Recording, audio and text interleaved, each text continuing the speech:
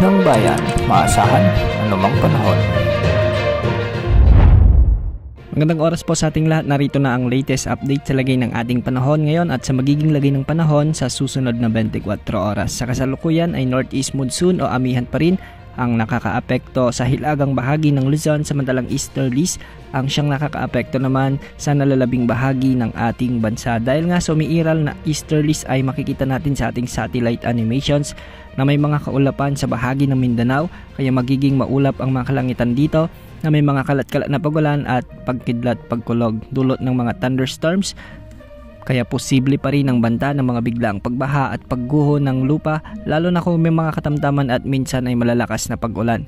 Samantala dahil naman sa umiiral na amihan o northeast monsoon ay magiging malamig ang panahon sa malaking bahagi ng northern Luzon. Ngunit asahan ang maulap na kalangitan na may mga kalat-kalat na mahihinang pagulan sa may Batanes, Cagayan at Apayao.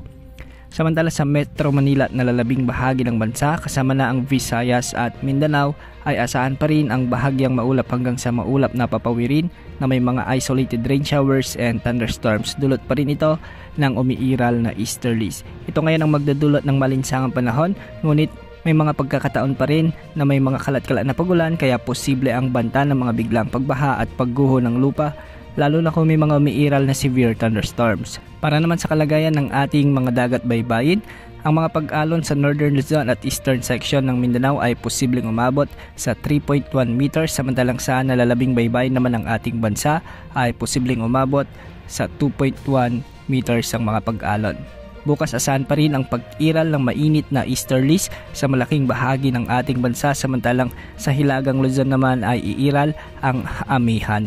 Wala pa rin tayong namomonitor na anumang sama ng panahon gaya ng LPA o potensyal na bagyo na posibleng pumasok sa ating area of responsibility sa susunod na 3 araw. Yan ang update sa lagay ng panahon.